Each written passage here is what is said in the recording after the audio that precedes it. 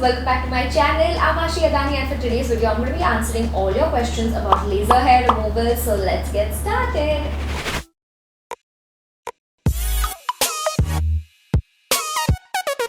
The reason it's taken me so long to make this video is because there are lots of disclaimers involved. So let me just get them out before we move into your questions. Number one, I'm sharing my personal experience with laser hair removal. What might have worked for me might not work for you. What might not work for me could actually work for you, because there are different types and techniques in which they do laser hair removal nowadays. So I'm only going to be able to talk about my type because I have experienced it. Number two, this process works differently for different age groups, different skin colors, different hair colors, different hormones. So again, like, this is just my experience. It could not be the same thing for you. The best person to guide you about this would be a dermatologist. And number three, different techniques, different clinics, different dermats have different charges. So you need to find out what fits your budget the best and go to them rather than following what other people are doing. That being said, let's dive into the questions.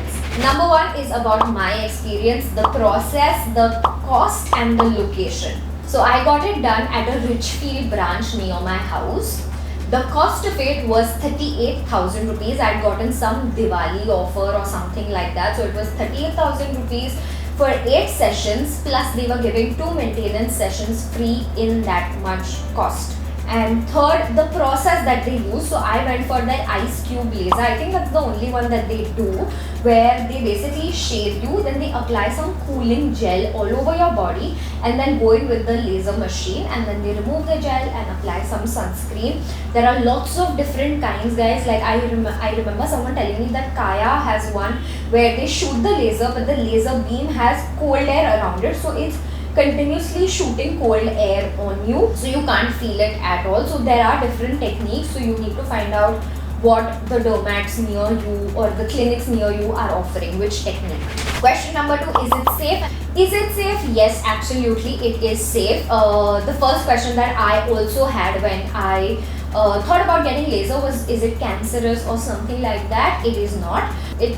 It's just not, and I think a dermat would be able to explain it to you better. So it is completely safe. Does it cause any side effects? No, it doesn't, except itchiness and redness and stuff like that, because your skin is very sensitive. So a day after your treatment, or for like 3 days after your treatment, you can't go to the gym, you can't sweat a lot, you can't go into a swimming pool, you can't go into a sauna. So these are not side effects. This is not going to give you any side effects, because I did end up going to dance classes like right after my session, and sweating made my skin red and it was burning. Okay, so I would recommend taking these precautions seriously, but ideally there are no side effects. I did not face any burns, but probably if you have really sensitive skin, it could cause something like that. Again, something to run by your dermat.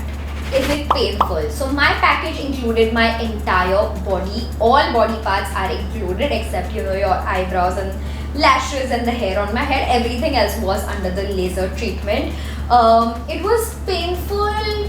It was not, depends on the body part, I would say. Like my arms and legs, not painful at all. I was chilling, didn't care. When it came to the bikini area or the chest area, definitely very, very painful.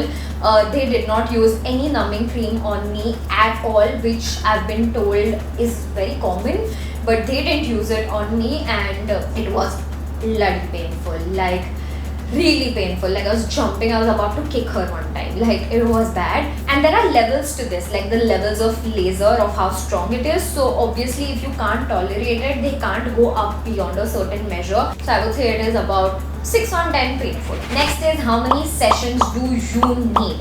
Ideally they tell you that around 3rd or 4th session onwards you will be able to see results, and you only need about 8 sessions, and then you can do a maintenance session every 6 months or every year, once a year, depending on your hair growth. So again, this is something that depends from person to person. I had paid for 10 sessions in total, so I ended up finishing all of them within a year, because in 8 sessions also I didn't see crazy results, so I just continued it and I have not done any maintenance after that. Does it remove hair completely? I would say no, because what they offer nowadays is laser hair reduction and not laser hair removal. If you go, they will tell you it's reduction. so it doesn't like make you baby smooth all the time. I do still get hair growth, but I feel like it did not work, like it absolutely did not work in my bikini area, in my underarms. It worked less on my legs and it worked well on my arms. Depending on my pain tolerance, again I can tell that I could tolerate more pain on my arms, so we have gone a higher notch. So I do feel less hair growth and scattered hair growth and thinner hair growth in my arms, but otherwise it's your normal thick hair that you get after shaving wala hair. So there are certain body parts where the laser hair removal didn't help at all. Is it permanent? I feel like it is permanent. Like after my 10 sessions, my arm growth and my leg growth and all of them that has been pretty consistent. Like how light my hair has become or how scattered the growth is, I feel like that is pretty consistent and that might stay permanent for a while. And obviously if you want it to really last, you have to go in with the maintenance sessions. Does it help with pigmentation? No, laser does not help with any kind of pigmentation, scarring, stretch marks, nothing. It is specifically directed only and only at your hair follicles. Experience after PCOS. Okay, so this is a very interesting topic because I finished my laser, I would say around like all my sessions around May of last year, and December of last year I got diagnosed with PCOS. And the main indicator of that was hair fall, which was number one, and number two was facial hair growth. Okay, so I have done laser all through my face and neck and it was quite smooth, like no issues. The hair growth was slow, it was scanty, but suddenly I caught myself shaving every 3 days and I was like, what is happening? Why is the hair growing so fast? Like, did the laser stop working just on my face and like neck? I don't understand.